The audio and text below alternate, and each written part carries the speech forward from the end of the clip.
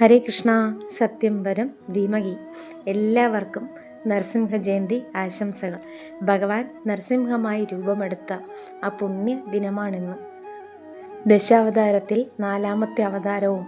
എന്നാൽ ഭാഗവതം പ്രഥമസ്കന്ധം 3ാം അധ്യായത്തിൽ ഭഗവാന്റെ അവതാരങ്ങൾ വർണ്ണിക്കുന്നിടത്ത് 14ാമത്തെ അവതാരമായിട്ടാണ് നരസിംഹാവതാരത്തെ പറയുന്നത്. ഭക്തനായ പ്രഹ്ലാദനെ രക്ഷിക്കുന്നതിനും അസുര ചക്രവർത്തിയായ ഹിരണ്യകശിപുവിനെ വധിക്കുന്നതിനുമായിട്ടാണ് ഭഗവാൻ നരസിംഹരൂപമായി അവതരിച്ചത്. തൻ്റെ സഹോദരനായ ഹിരണ്യാക്ഷനെ കൊന്നതിന് പകരം വീട്ടാൻ മഹാവിഷ്ണു ഭഗവാനെ വധിക്കുന്നതിനുമായിട്ട് ഹിരണ്യകശിപു ബ്രഹ്മദേവനെ തപസ് ചെയ്ത് വരങ്ങൾ ആവശ്യപ്പെടുന്നുണ്ട്. ആദ്യം ചോദിക്കുന്നത് തനിക്ക് മരണമില്ലാതാകട്ടെ എന്നാണ്. പക്ഷേ ബ്രഹ്മദേവൻ പറയുന്നു, ജനിച്ച ഏതൊരാൾക്കും മരണം സുനിശ്ചിതമാണ്, അതുകൊണ്ട് മറ്റു വരങ്ങൾ എന്തെങ്കിലും ചോദിക്കൂ എന്ന് പറയുന്ന സമയത്ത് മരണം വരുന്ന ആ വഴികളെല്ലാം അടച്ചുകൊണ്ട് ചോദിക്കുകയാണ്. ബ്രഹ്മദേവൻ്റെ സൃഷ്ടിയിൽപ്പെട്ട ഒന്നുകൊണ്ടും തനിക്ക് മരണം സംഭവിക്കരുത്. മനുഷ്യനോ മൃഗമോ തന്നെ കൊല്ലരുത്, ആയുധങ്ങൾ കൊണ്ടും കൊല്ലരുത്, രാത്രിയിലോ പകലോ തന്നെ കൊല്ലരുത്, ആകാശത്ത് വെച്ചോ ഭൂമിയിൽ വെച്ചോ തന്നെ കൊല്ലരുത്. ബ്രഹ്മദേവൻ ഇതെല്ലാം അദ്ദേഹത്തിന് അനുഗ്രഹിച്ചു നൽകുന്നു.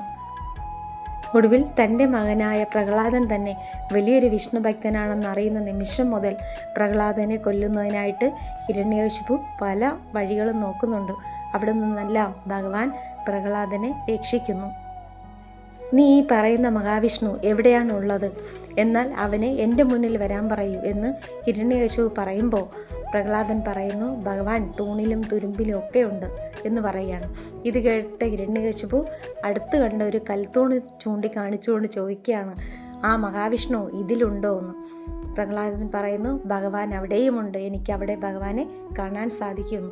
എന്നാൽ പിന്നെ ഒന്ന് കാണട്ടെ എന്ന് വെച്ചിട്ട് ഹിരണ്യകശിപു തൻ്റെ ഗദ കൊണ്ട് ആ കൽത്തൂണിൽ ആഞ്ഞടിക്കുന്ന സമയം ആ കൽത്തൂണ് രണ്ടായിട്ട് പിളർന്ന് ഭഗവാൻ നരസിംഹമൂർത്തിയായി പുറത്തേക്ക് വരികയാണ്.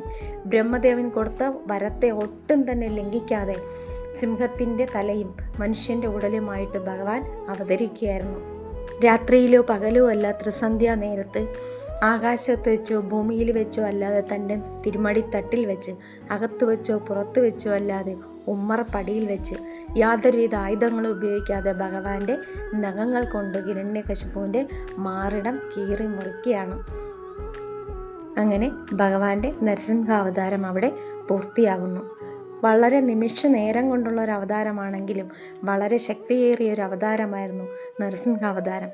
അപ്പോൾ ഭഗവാന്റെ ഈ അവതാരത്തെ സ്മരിക്കാനും പ്രാർത്ഥിക്കാനും എല്ലാവർക്കും സാധിക്കട്ടെ എന്ന് പ്രാർത്ഥിക്കുന്നു. ഹരേ കൃഷ്ണ.